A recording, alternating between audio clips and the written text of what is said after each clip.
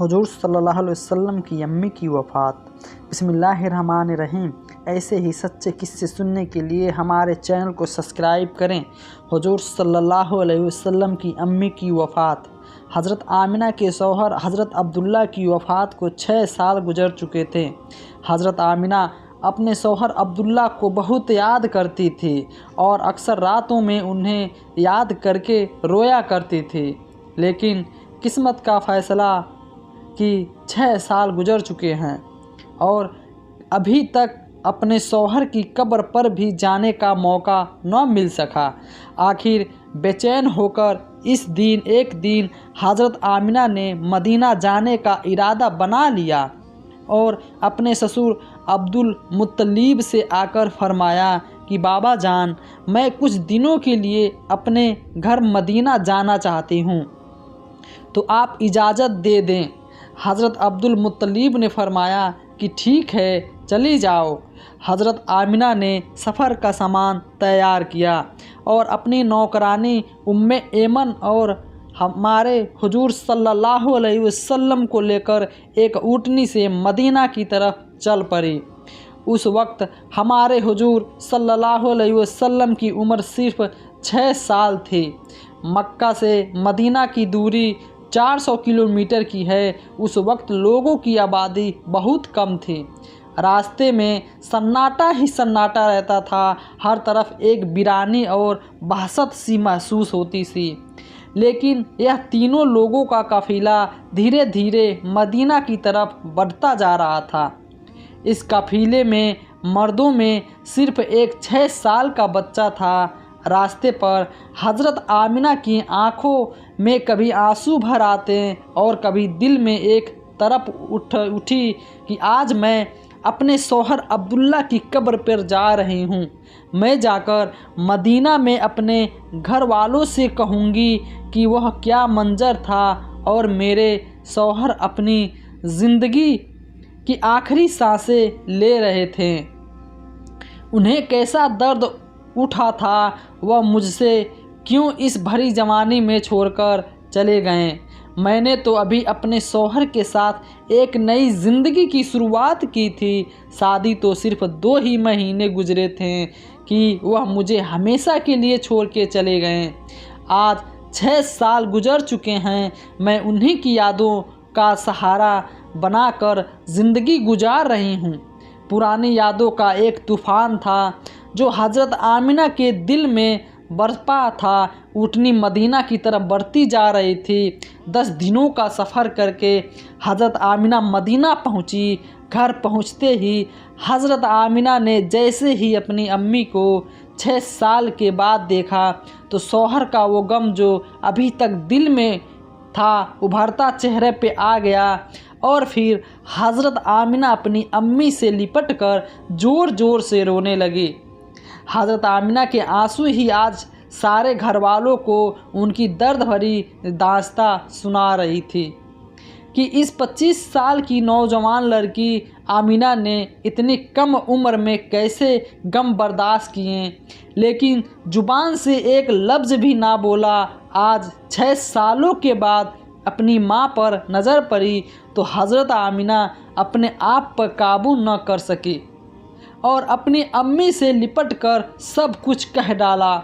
हज़रत आमिना की अम्मी अपनी बेटी को दिलासा दे रही थी और कह रही थी कि बेटी परेशान ना हो, अल्लाह तुझे इसका बेहतर बदला अता फरमाएगा।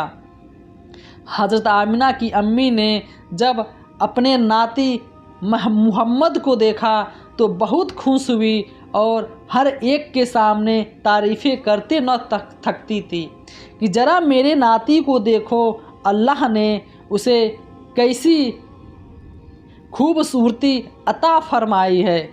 2 दिनों के बाद हज़रत आमिना अपने शौहर अब्दुल्ला की कब्र पर पहुंची। कब्र के पास बैठकर बहुत देर तक रोती रही और दिल ही दिल अपने शौहर से कुछ कह रही थी। शायद वह कह रही थी कि अब्दुल्ला, तुम मुझे इतनी जल्दी छोड़कर क्यों चले गए। मैंने तो तुम्हारे साथ सारी ज़िंदगी गुजारने के सपने देख रहे थे, लेकिन तुमने तो मुझे ज़िंदगी के सफ़र में अकेला ही छोड़ दिया। मुझे तुम्हारे बगैर बिल्कुल भी अच्छा नहीं लगता। अब्दुल्ला, काश कि तुम जिंदा होते, आज अपनी इस आमिना का गम देखते। मैं तो घर में उम्मीद लगाए बैठी थी कि आप 2 महीने में वापस आ जाएंगे। आप तो अभी तक वापस ना आए। अब्दुल्ला, काश कि तुम जिंदा होते तो आज अपने इस चाँद जैसे खूबसूरत बच्चे को देखते कि अल्लाह ने तेरे बच्चे को कैसा हुस्न अता फरमाया है। अल्लाह, काश कि तुम जिंदा होते तो अपने इस यतीम बच्चे को अपने कंधों पे बिठा के बाज़ारों में घुमाया करते, उसके लिए कुछ अच्छे अच्छे खिलौने लाते, उसे अपने हाथों से खिलाते। अपनी बांदी उम्मे यमन के साथ घर वापस जा गई। हज़रत आमिना ने 1 महीने अपने मैके मदीना में गुजारा और फिर एक दिन अपनी माँ से कहा कि अम्मा जान, अब मैं घर वापस जाना चाहती हूँ, आप मुझे इजाज़त दे।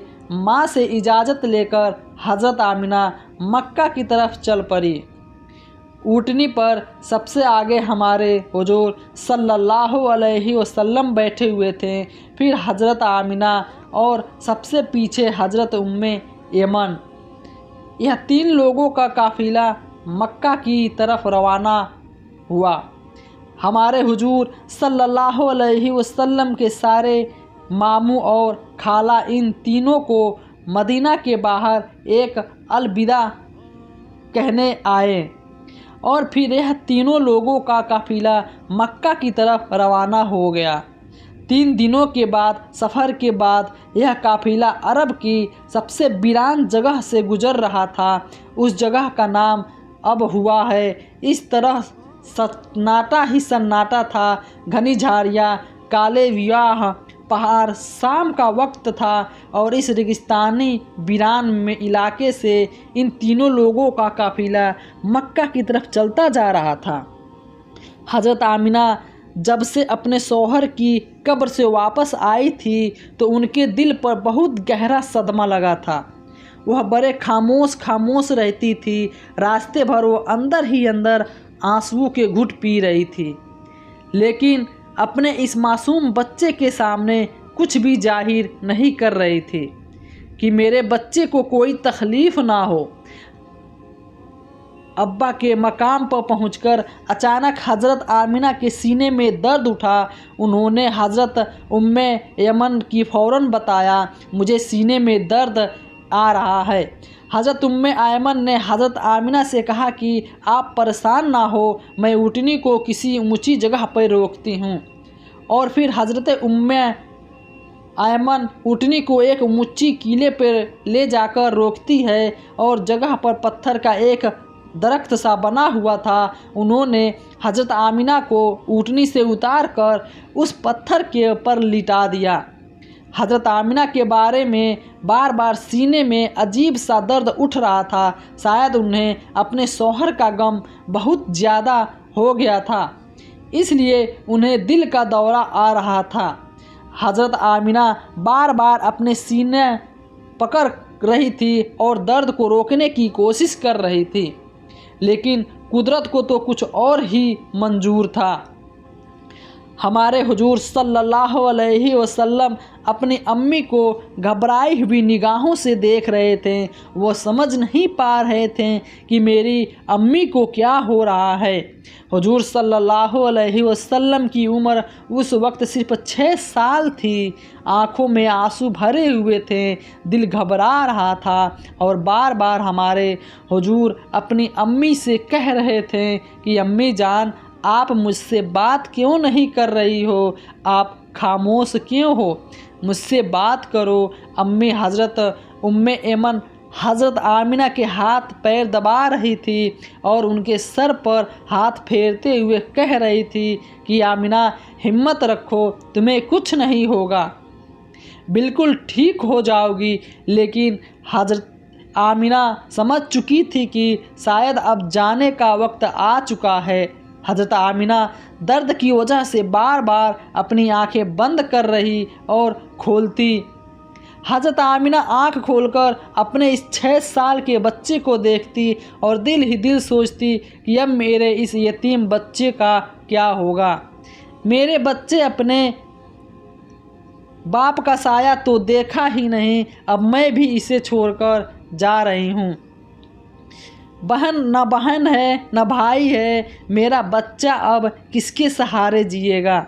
हज़रत आमिना दर्द की वजह से बार बार आंखें बंद कर लेती, लेकिन हमारे हुजूर सल्लल्लाहु अलैहि वसल्लम अपनी अम्मी को हिलाते और रोते हुए पूछते कि अम्मी जान, आपको क्या हो रहा है। शायद हमारे हुजूर भी कुछ समझ चुके थे कि, लेकिन फिर भी वह 6 साल का बच्चा क्या जाने कि उसकी माँ को क्या हो रहा है। आज तक हमारे हुजूर सल्लल्लाहु अलैहि वसल्लम ने किसी को मरते हुए नहीं देखा था।